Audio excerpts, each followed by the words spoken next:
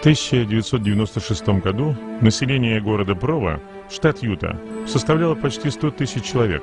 Город занимал второе место в штате по количеству проживающих. В том же году тысячи людей приветствовали в Атланте Мохаммеда Али, который, несмотря на тяжелую болезнь, зажег олимпийский факел. На другом конце света многолетний вооруженный конфликт в Боснии закончился объявлением о прекращении военных действий и началом мирных выборов.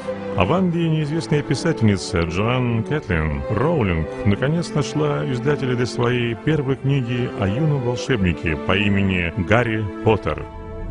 За несколько месяцев до этого в одном из ресторанов Прово встретились 4 человека, чтобы обсудить возможности начала нового бизнеса. Предполагалось, что это будет предприятие совершенно нового типа. Новое дело зарождалось вокруг неизвестного таитянского фрукта, и поэтому было связано с высоким риском и многими неизвестными факторами. Но по мере того, как разговор в тот осенний вечер заходил все дальше, каждый его участник чувствовал, что внутри него разгорается искра энтузиазма, который превратится в пламя невообразимой силой.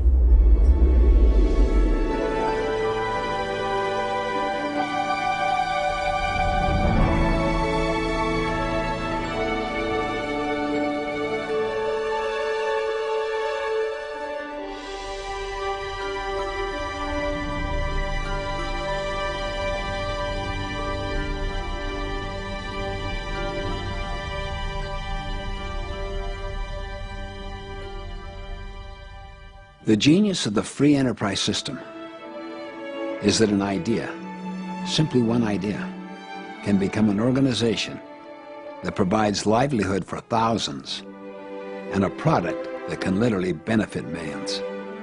And it all begins with just one idea whose time has come.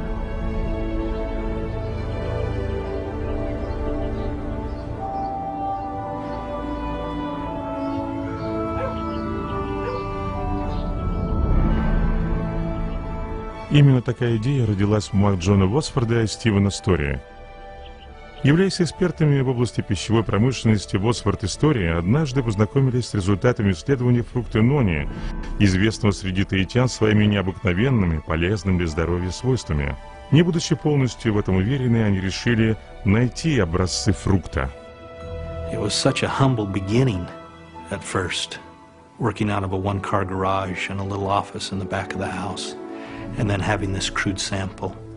But thank goodness John had the vision. John could see the vision of the fruit. He could see that this is something that had never been brought to the market. I, on the other hand, my vision was different. Mine was like, okay, John, you work on that. I'll go over here and work on some things that can bring us in some money. Несмотря на все трудности, Восфорд и Стори продолжали работать с этим фруктом и в итоге разработали собственную технологию ароматизации и производства. Затем состоялась встреча в ресторане в городе Прово, куда были приглашены бизнесмены Ким и Кэрри Эйси, которые должны были стать новыми партнерами. Спустя какое-то время к команде присоединился эксперт по маркетингу Келли Олсен. I think that I immediately had a feeling that there was something very special about it. A product discovered from Tahiti that was unlike anything that had ever been on the market before, first time. I had the feeling, to be honest with you,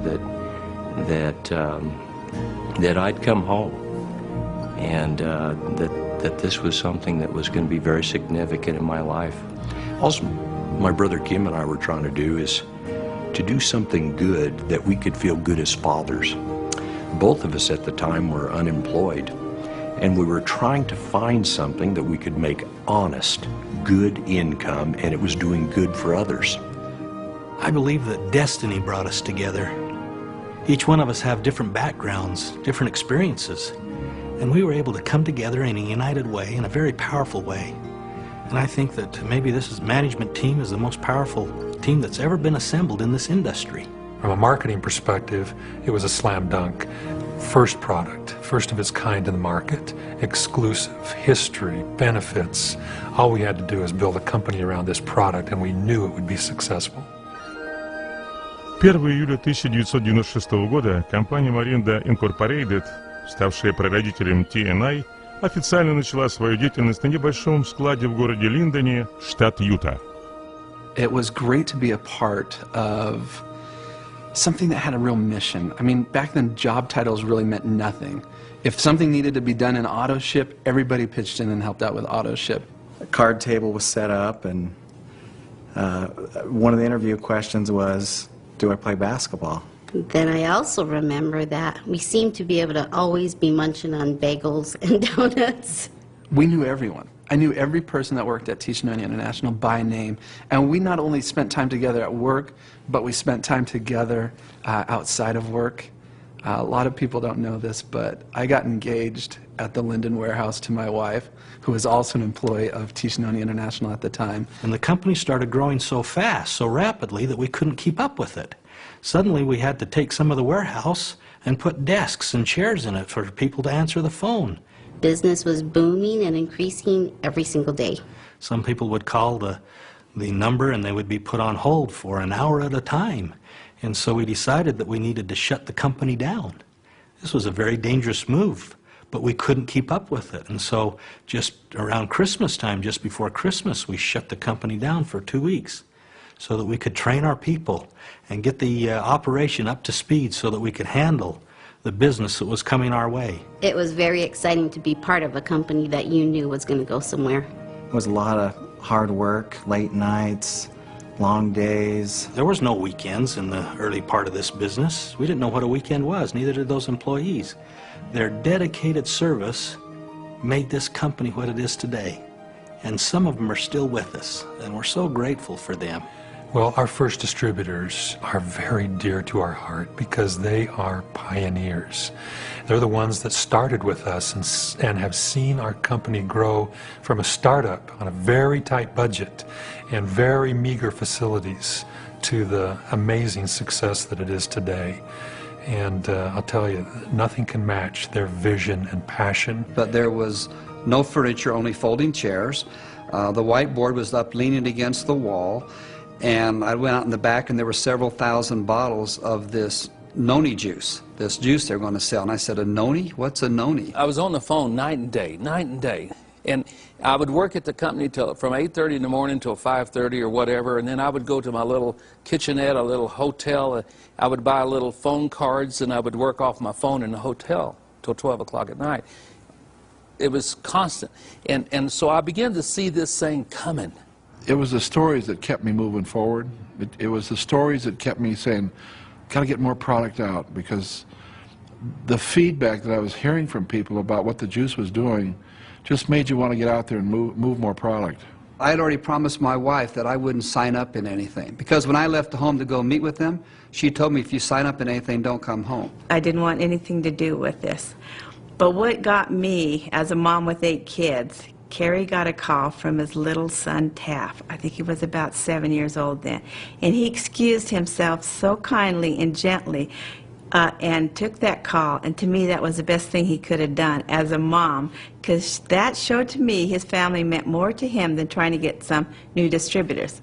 But you know, we were so excited about what was happening with this product, we grabbed a hold of the steering wheel, you might say, and we hung on. Kelly called me, it was a Saturday afternoon, and said, I got the first 8.5 sheet ready.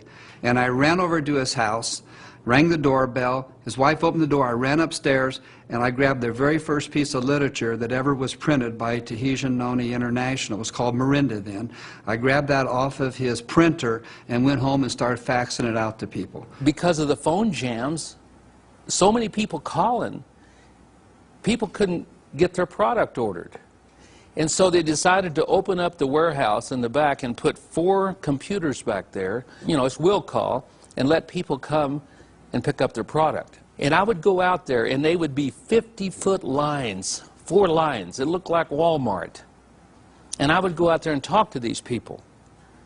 And I would say, you know, where are you from? They'd say, well, I'm from Arizona, California, New Mexico. I said, you mean you drove all the way here to get the product?